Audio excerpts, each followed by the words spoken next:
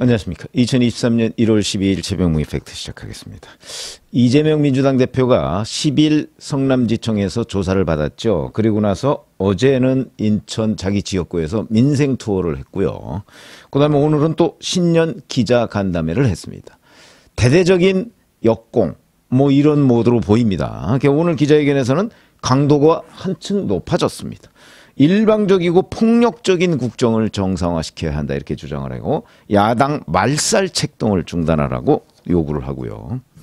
자, 여기서 뭐 유일하게 국민들이 그냥 이 정도면 이해를 할 만하다 한 거는 집권 이후 8개월이 넘도록 야당 대표와 대화하지 않은 유일한 정부라는 지탄까지 받고 있다. 국민과 야당을 대화 상대로 인정하지 않는 이상 국정 난맥과 위기는 반복될 수밖에 없다. 뭐 이렇게 주장한 부분 중에서 앞부분, 그러니까 야당 대표와 뭐 대화하지 않는다. 뭐 이런 부분은 저는 뭐 국민들 중에 상당수가 동의할 거라고 봅니다. 지금 이재명 대표가 가지고 있는 지위는 제1야당 대표라는 지위. 그다음에 또 하나는 수많은 범죄 혐의자의 피의자라는 그런 지위. 두 가지가 있는데 윤석열 대통령이 그 두 가지를 좀 분리해서 개념상으로 분리할 수 있지 않습니까? 대화는 대화대로 하고 그러나 수사는 또 수사대로 하는 거지 수사를 하지 않을 수는 없는 거 아닙니까? 뭐 저의 관점은 그렇게 했으면 좋겠는데 현실을 인정해서 그 두 개를 이재명이라는 동일 인물이라고 해서 대화까지 안 함으로써 이 중도층이나 이런 사람들한테 아예 그냥 뭐 범죄자로 확정된 건 그냥 취급하네? 뭐 이런 거는 좀 듣지 않았으면 좋겠다 하는 게 저의 관점인데 글쎄요 뭐 그거야 뭐 윤석열 대통령의 생각이 있겠죠. 뭐 저는 동의할 수 없어도 그런 생각이 있을 겁니다. 그러나 이재명 대표가 얘기한 것 중에 바로 야당 대표와 대화를 하지 않았기 때문에 뭐 국정 난맥과 위기가 왔다? 그거는 아니죠. 국정 난맥과 위기는 우선 이런 진단에도 동의하기가 쉽지 않을 뿐더러 여러 가지 경제적 어려움 이거는 지금 우리나라만 겪고 있는 거는 아니다. 이런 점에서 본다면 다른 나라에도 이재명 대표 같은 야당 대표가 있었기 때문이다. 이건 아니지 않습니까? 자, 그런데 제가 오늘 말씀드리려고 하는 내용은 그 내용이 아니고 이재명 대표가 이런 사법 리스크의 그 위기로 치달으니까 이재명 대표의 대부라고 할 수 있는 이해찬 전 대표가 등판을 했습니다. 이걸 얘기하려고 하는 겁니다. 김어준 유튜브에 나와서 이렇게 주장을 합니다. 이재명 대표가 다음 차기 주자로 유력하고 지지하는 사람들의 염원이 그에게 다 실려 있는데 합리적 근거를 가지고 한다면 모르지만 받아들일 수 없는 터무니없는 행위를 한다면 그 분노가 가만히 있겠나. 그렇게 되는 상황이 오면 정치적으로 어떤 소용돌이가 생길지 반작용이 생길지 상상할 수 있는데 거의 파탄이라고 봐야 한다. 이렇게 주장을 했고요.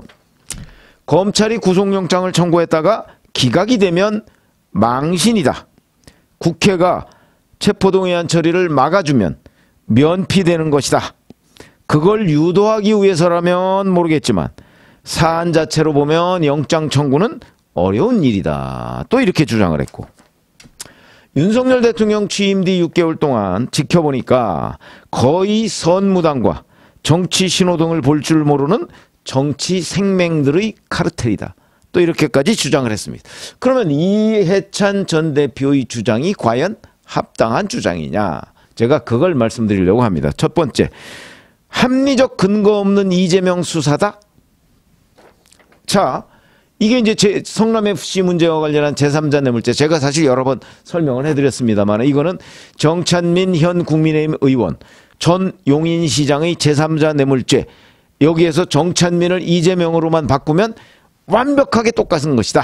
근데 정찬민 전 용인시장은 작년 9월에 이 제3자 뇌물죄와 관련해서 징역 7년의 법정 구속이 된 상태입니다.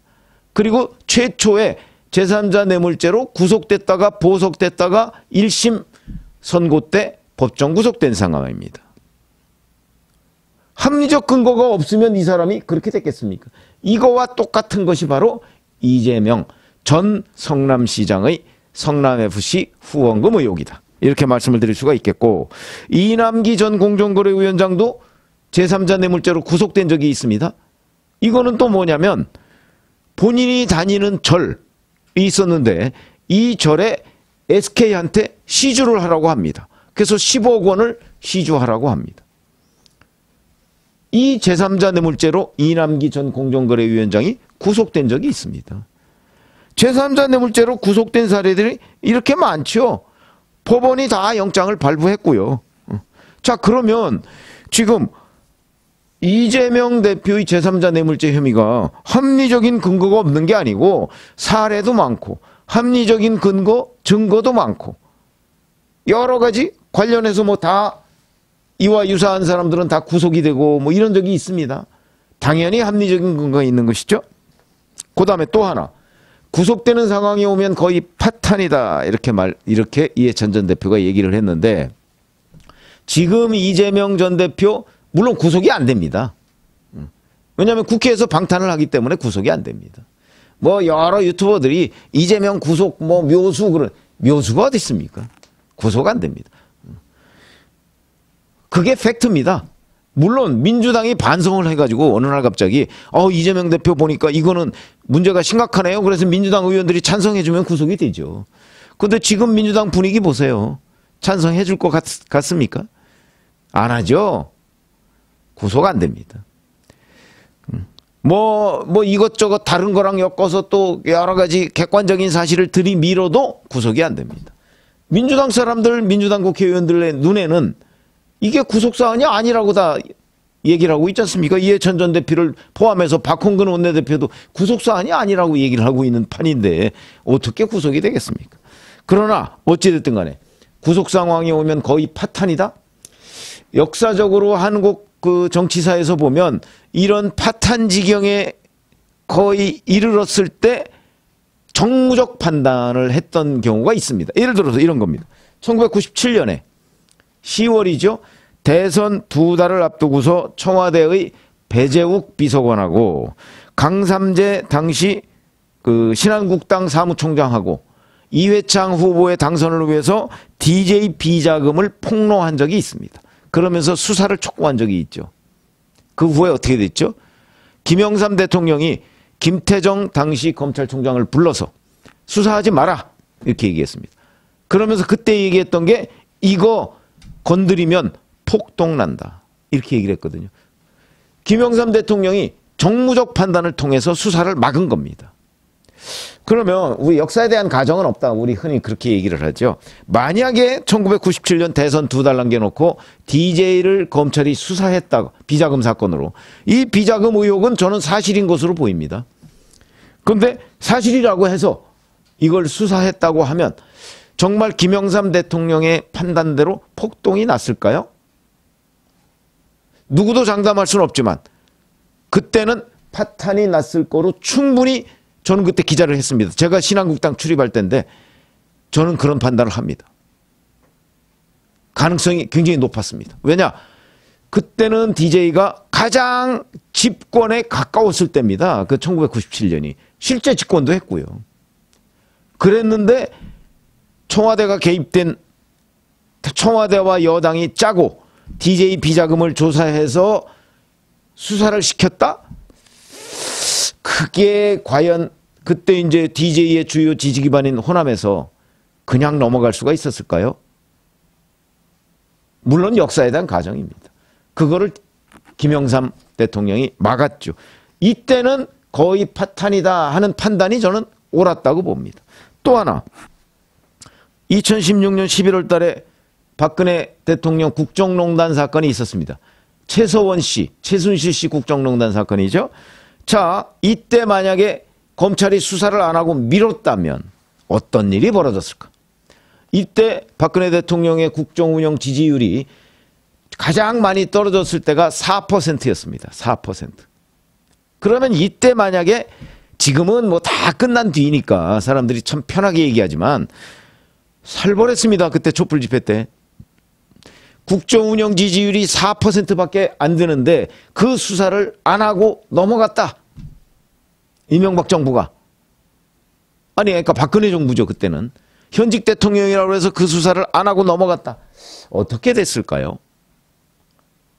저는 이런 경우가 파탄이라고 얘기를 할 수 있었던 장면이었다고 보고요.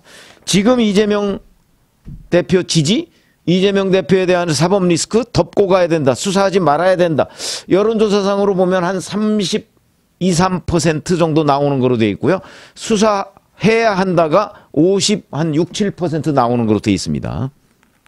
이런 상황에서는요, 이재명 대표, 물론 구속이 불가능하지만 설령 구속을 한다고 해도 거의 파탄? 아닙니다. 저는 아니라고 봅니다.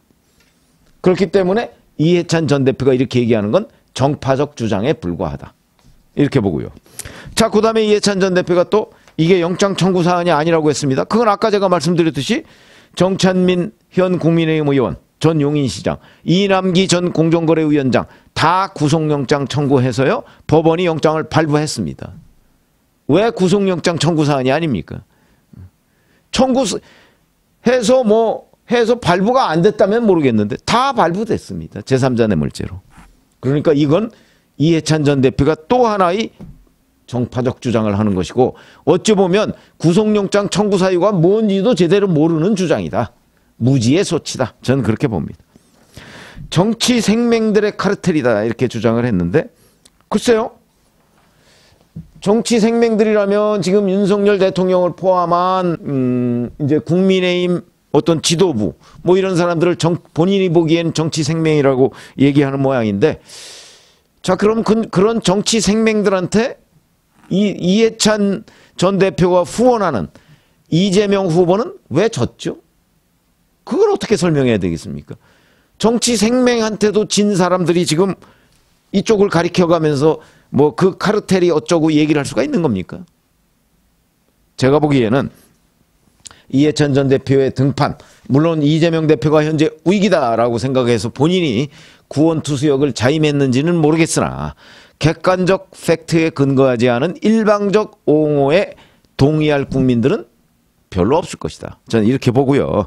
그런 점에서 자 민주당 이재명 대표가 급하긴 급한 모양이다. 이런 온갖 역공 이걸 하면서 이해찬 전 대표까지 등판을 시켰는데 그게 무슨 효과가 있을까? 이렇게 거의 제대로 모르거나 진영 논리에 사로잡혀서 이재명 대표를 일방적으로 옹호하는 것 이것은 어찌 보면 이재명 대표에게도 큰 도움이 안 돼 보입니다. 오히려 이재명 대표가 초조하구나 또는 급했다 뭐 이런 느낌만 갖게 되는 결과를 초래하는 것이 아닌가 이런 판단이 들어서 이해찬 전 대표의 오늘 주장을 하나씩 따져봤는데 뭐 맞는 주장이 뭐 거의 없는 상황이다. 제가 동의할 수 있는 주장이 거의 없다.